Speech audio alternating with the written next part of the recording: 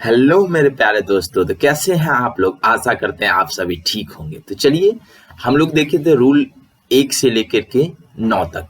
Rule 1 से 1 to 9 तक में हम लोग देखे थे बहुत सारे रूल्स। उसके अंतर्गत हम लोग कुछ क्वेश्चंस आंसर्स भी करने की कोशिश करे थे। तो उनमें आपको हम 10 क्वेश्चंस दिए थे, उन सारे क्वेश्चनों का आंसर्स आप किए हैं। आशा करते हैं आप करके रखे हैं। चलिए उनका एक बार आंसर्स मिला लेते हैं। तो चलिए देखते हैं हम लोग क्वेश्चन 1 का आंसर्स क्या होता है। क्वेश्चन 1 क्या है? You as well as Mohan, you as well as Mohan dash guilty. तो हम लोग as well as, with, another with, along with, इन सारी चीजों से बने हुए जब रहते हैं कोई सेंटेंस, तो उनके लिए हम लोग जो वर्ब का चयन करते हैं अकॉर्डिंग टू S1। किसके अनुसार?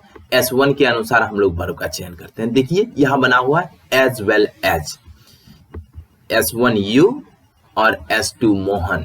तो यू के साथ क्या लगेगा? इज या आर?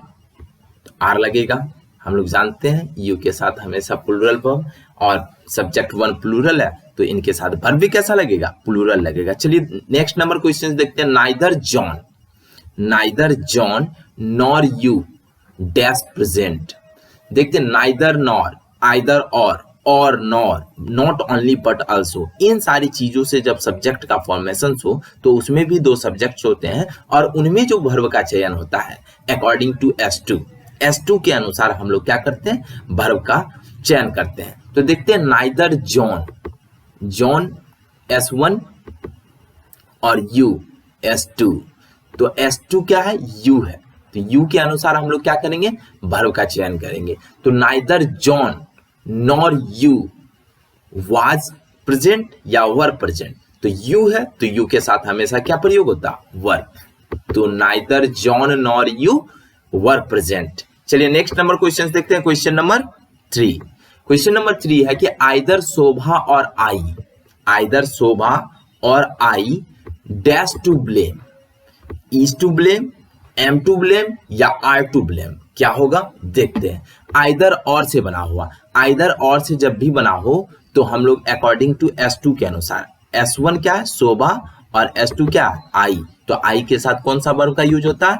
एम का, यानी आइदर शोभा और आई एम टू ब्लेम होगा। चलिए नेक्स्ट नंबर क्वेश्चन देखते हैं। Question number 4। क्वेश्चन नंबर 4 है हम लोगों के पास, all the students in our college dash English, learn English या लर्न्स इंग्लिश। हम लोग जानते हैं कि जब 2 नाउन्स आपस में जुड़े हो और उनके जुड़ाव का संबंध, मतलब जोड़ने का जो काम कर रहा हो वो प्रीपोजिशन या तो इन या ऑफ करता हो, तो हम लोग जो वर्ब का चयन करते हैं अकॉर्डिंग टू N1 के अनुसार। किसके अनुसार? N1। यहां देखिए N1 क्या है? All the students. प्रीपोजिशन क्या है? इन। और N2 क्या है? Our college. तो हम लोग देखिए N1, N2 और ये इन से जुड़ा हुआ, तो according to N1 we use the verb. तो हम लोग वर्ब का चयन करेंगे किसके अनुसार? N1 के अनुसार, ऑल द स्टूडेंट्स के अनुसार। ऑल द स्टूडेंट्स मतलब एक है या अधिक है? एक से अधिक है, इसीलिए हम लोग यहाँ क्या चीज का प्रयोग करेंगे? लर्न्स का या लर्न का। तो हम लोग जानते हैं कि प्लूरल सब्जेक्ट के साथ प्लूरल वर्ब का यूज यानी लर्न का यूज करेंगे। चलिए नेक्स्ट क्वेश्चन पे चलते हैं। Question number 5। क्वेश्चन नंबर 5 के अनुसार हम लोग देखते हैं द क्वालिटी ऑफ मैंगोज। देखिए इसमें भी ऑफ से बनी हुई है। ऑफ N1 क्या है? द क्वालिटी, और N2 क्या है? मैंगोज। हम लोग देखेंगे N1 क्या है। तो N1 क्वालिटी, ये कौन सी नाउन है? क्वालिटी बता रहा, गुण बतला रहा, यानी भाववाचक एब्स्ट्रैक्ट नाउन है। एब्स्ट्रैक्ट नाउन ये क्या होते हैं? जन्म एक्सेस पॉइंट में प्राय ये क्या होते हैं? सिंगुलर्स होते हैं। ठीक, तो ये सिंगुलर्स है, तो इसीलिए इनके साथ कौन से वर्ब लगेंगे? सिंगुलर वर्ब यानी इज लगेंगे। कभी भी आर का प्रयोग नहीं करेंगे। चलिए नेक्स्ट नंबर क्वेश्चन देखते हैं। Question number 6। क्वेश्चन नंबर 6 है you see and I dash good friends. हम देख रहे हैं ये एंड से जुड़ा हुआ और एक से अधिक सब्जेक्ट से। जब एक से अधिक सब्जेक्ट्स हो और एंड से जुड़ी हुई हो तो उसे हम लोग क्या मानते हैं? प्लूरल मानते हैं और उनके साथ प्लूरल वर्ब लगाते हैं। तो you see and I are good friends. क्या होगा? Are good friends. Okay, next question पे चलते हैं। क्वेश्चन नंबर 7, क्वेश्चन नंबर 7 क्या है? The great poet and dramatist dash died.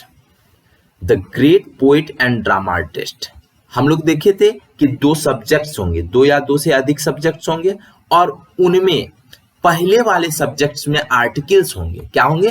पहले वाले सब्जेक्ट्स में आर्टिकल्स होंगे, तो हम लोग उसे सिंगुलर मानते हैं। क्या मानते हैं? सिंगुलर। और जब वो सिंगुलर है तो उनके साथ वर्ब का प्रयोग कैसा करते हैं? सिंगुलर। मतलब the great poet and dramatist dash died, मतलब ग्रेट पोएट और ड्रामाटिस्ट, पोएट भी वही एक ही व्यक्ति है, जो पोएट भी था और ड्रामाटिस्ट भी था, दोनों एक ही व्यक्ति था, इसीलिए यहाँ जो प्रयोग करेंगे यहाँ इज डाइड यूज करेंगे। क्यों?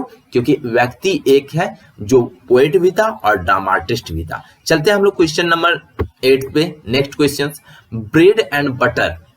ब्रेड एंड बटर जो है, हम लोग जानते हैं ब्रेड और बटर को मिला करके एक साथ खाते हैं। ये एंड से जुड़ी हुई है और 2 सब्जेक्ट्स हैं। हम लोग जानते हैं कि जब 2 सब्जेक्ट्स हो, एंड से भी जुड़ी हुई है और वो पॉइंट आउट वन आइडिया कर रहे हो। कितने? पॉइंट आउट वन आइडिया, मतलब उनको मिला करके एक बन जाता हो। जब भी हम लोग ब्रेड एंड बटर खाते हैं, उनको आपस में मिला करके खाते हैं, इसीलिए पॉइंट आउट वन आइडिया कर रहा है, इसीलिए ये इसी के साथ कैसा वर्ब लगेगा? Singular verb. Bread and butter is my favourite dish. Okay, next चलते हैं, यहाँ क्या होगा? इज होगा।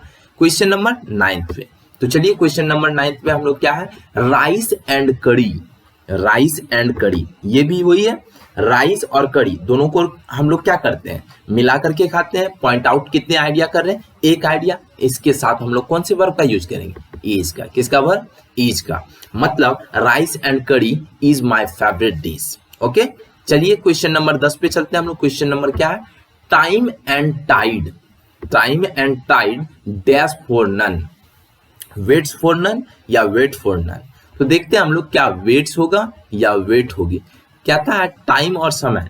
टाइम, समय जो होती है ना, कभी भी किसी का इंतजार नहीं करती। समय और भाग्य, ये हमेशा कभी किसी का क्या नहीं करती है? वेट नहीं करती है। तो हम लोग टाइम एंड टाइड, ये दोनों एक चीज, अलग अलग चीज है, पर ये दोनों चीज मिलकर के पॉइंट आउट कितने आइडिया कर रहे हैं? एक आइडिया। इसीलिए इनके साथ जो वर्ब का यूज करेंगे वो कैसा होगा? सिंगुलर होगा, यानी waits. Time and tide waits for none. Okay, चलिए हम लोग चलते हैं अब क्वेश्चन 10 जो हम आपको पिछले क्लास में दिए थे, उन सारे क्वेश्चनों का आंसर्स कर चुके हैं। अब चलते हैं हम लोग क्वेश्चन, अब रूल नंबर नेक्स्ट, यानी रूल नंबर 10th में। रूल नंबर 10th में हम लोग देखते हैं कि क्या है। अब हम लोग अच्छे से, क्योंकि अब हमारी थोड़ी सिलेबस बढ़ रही है, तो इसीलिए आप लोग क्या करें कि थोड़ी अपने प्रिपरेशन को भी ज्यादातर करें, नहीं तो क्या होगी, आपको बहुत दिक्कतें हो सकती है आगे चल के। क्योंकि होता क्या, कभी कभी हम लोगों का कॉपी बढ़ते जाता है, नोट बढ़ते जाता है और हम लोग पढ़ना कम करते जाते हैं। तो इसीलिए आप लोग पढ़ना कम मत कीजिए, उनको 1 बार 2 बार दिन में कम से कम देख लिया कीजिए, जिनसे क्या होगी, आपको रिवीजन होते रहेगी। और आपका रिवीजन अभी बहुत ज़्यादा मोस्ट है, क्योंकि अब हमारे एग्जाम्स बहुत ही ज़्यादा नज़दीक आ चुकी है और हमारी क्लास भी अभी प्रॉपर ढंग से सारे क्लासेस नहीं चल रही है और सभी क्लासेस कोरोना काल के वजह से बंद है, अभी लॉकडाउन है, इसीलिए कोई भी क्लास प्रॉपर ढंग से या पूरी तरह तो चल ही नहीं रही है, जिस वजह से हमारा क्लास, पढ़ाई लिखाई सारी चीज चौपट थे। तो आप लोग अच्छे से इनको प्रॉपर ढंग से, एक सलीके से इन पे क्या कीजिए, कमांडिंग कीजिए, मेहनत कीजिए, जिनसे क्या होंगे, आपके बोर्ड एग्जाम्स में लॉकडाउन के बावजूद भी अच्छे मार्क्स गेन करें। तो चलिए हम लोग देखते हैं रूल नंबर 10 में क्या है। रूल नंबर 10 है हम लोगों का कि इसमें क्या कहता है कि ऑल द नाउन्स, क्या कहता? All the nouns which have 2 parts. देखिए, वैसे नाउन्स जिनको 2 भागों में बांटा जा सके, जिनका 2 भाग हो। कितना भाग हो? 2 भाग। वे सारे नाउन्स जिनके 2 भाग हो, टेक प्लूरल वर्ब, उनमें क्या लगता है? प्लूरल वर्ब का प्रयोग करते हैं। देखते हैं हम लोग, जैसे ऐसे नाउन्स जिनको 2 भागों में बांट सकते हैं, जैसे आप लोग, हम लोग एग्जांपल्स के तौर पे बात करें तो एक ले लेते हैं पैजामा। पैजामा मान लीजिए ऐसे, ये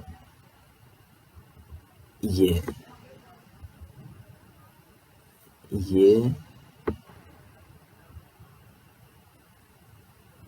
मान लीजिए पैजामा। पैजामा को क्या कर सकते हैं हम लोग? पैजामा को हम लोग दो भागों में बांट सकते हैं। देखिए, तो वैसे नाउन्स जिनको हम लोग दो भागों में बांट सकते हैं, उस तरह के नाउन्स में हम लोग क्या करेंगे, प्लूरल वर्ब का यूज करेंगे। जैसे पैंट्स, पैजामा, इन सारे नाउन से पहले हम लोग क्या चीज का प्रयोग करेंगे, प्लूरल वर्ब का। जैसे मम्मी लोग टंग्स का यूज करती है रोटी पकाने में, चिमटा का, तो चिमटा को भी हम लोग क्या कर सकते हैं, दो भागों में बांट सकते हैं। चिमटा सेम इसी प्रकार रहता है, इसमें दो नोकें होती है जिनसे रोटी पकड़ने की होती है, तो इनको भी दो भागों में हम लोग क्या कर सकते हैं, बांट सकते हैं। तो ये क्या हो गया, प्लूरल। इनके साथ भी वर्ब का कैसा यूज करेंगे, प्लूरल। जैसे सीजर्स, सीजर्स आप लोग जानते हैं, कैंची, कैंची के साथ भी सनग्लासेस, ग्लासेस क्या होता है, चश्मा, चश्मा में भी क्या होती है कि इनको दो भागों में बांट ही सकते हैं, इनको दो भागों में बांट ही सकते हैं, बांट सकते हैं। तो वैसे नाउन्स, कहने का मतलब है कि वैसे नाउन्स जिनको हम दो भागों में बांट सकते हैं, तो उस तरह के नाउन्स में जो हम लोग वर्ब का चयन करेंगे, वर्ब का सिलेक्शन करेंगे, वर्ब का यूज जो करेंगे, वो हमेशा प्लूरल वर्ब का यूज होगा। कैसा वर्ब का यूज होगा, प्लूरल वर्ब। यानी पैंट्स, टंग्स, सीजर्स, ग्लासेस, पैजामा, शूज, इन सारे नाउनों के बाद जो हम लोग वर्ब का चयन करेंगे, वर्ब का यूज करेंगे, वो हमेशा कैसा वर्ब होगा, प्लूरल वर्ब होगा। एक एग्जांपल्स के तौर पे हम लोग समझते हैं, माई सीजर्स डैश शार्प, माई सीजर्स डैश शार्प। यहाँ सब्जेक्ट क्या है, माई सीजर्स। सीजर्स मतलब जानते हैं आप लोग, कैंची, तो कैंची है, तो माई सीजर्स, मेरा कैंची क्या है, शार्प यानी तेज है, तेज धार वाली है, नुकीली है, ठीक। तो माई सीजर्स इज शार्प या आर शार्प। हम लोग जानते हैं सीजर, सीजर कैंची को क्या कर सकते हैं, दो भागों में बांट सकते हैं, दो भागों में बांट दिए, अब इनको दो भागों में बांट सकते हैं। तो वैसे नाउन जिनको दो भागों में बांट सकते हैं, उनके साथ कैसा वर्ब का चयन करते हैं, प्लूरल वर्ब का। इसीलिए माई सीजर्स आर शार्प, क्या होगा यहाँ, आर होगा, क्या होगा, आर। कभी भी इज का प्रयोग नहीं करेंगे। देखिए, अब इससे थोड़ा नोट्स देख लेते हैं। एक नोट्स क्या कहता है कि ऐसे नामों से पहले, यानी वैसे नाउन जिनको दो भागों में बांट सकते हैं, अगर ऐसे नामों से पहले ए पेयर ऑफ लगा देने पर, क्या करें, ए पेयर ऑफ लगा दें, तो ऐसे नाउन में हम लोग जो वर्ब यूज करेंगे वो कैसा यूज करेंगे, सिंगुलर वर्ब। कैसा, सिंगुलर वर्ब। वर्ब जो रहेगा कैसा रहेगा, सिंगुलर रहेगा। जैसे एग्जांपल्स के तौर पे हम लोग समझने का कोशिश करते हैं, ए पेयर ऑफ सीजर्स, क्या, एक जोड़ी कैंची, dash bought, a pair of scissors dash bought, तो वाज बाउट या वर बाउट। तो हम लोग जानते हैं कि सीजर्स में क्या लगी है, एक जोड़ी कैंची, मतलब कैंची ढेर सारी है पर इनकी जोड़ी कितनी है, एक। तो एक रहने के बावजूद, जोड़ी एक रहने के बावजूद, इनके साथ कैसा वर्ब का यूज करेंगे, सिंगुलर वर्ब, यानी was. A pair of scissors was bought, क्या होगा, वाज बाउट। चलते हैं हम लोग नेक्स्ट नंबर को, क्वेश्चन नंबर 3 पे, एग्जाम्पल नंबर नेक्स्ट देखते हैं क्या है। और एक एग्जाम्पल्स ले लेते हैं, my pant a pair of pants dash bought.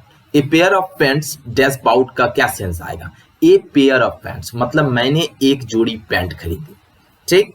तो पैंट्स एक जोड़ी है, तो जोड़ी कितनी है, एक, इसीलिए इनके साथ क्या होगा, वाज या वर, तो वाज बाउट होगा। क्यों, क्योंकि जोड़ी एक है, पैंट्स भले ही एक से अधिक हो पर जोड़ी कितनी है, एक, इसीलिए हम लोग इनके साथ क्या चीज का प्रयोग करेंगे, सिंगुलर वर्ब का। चलिए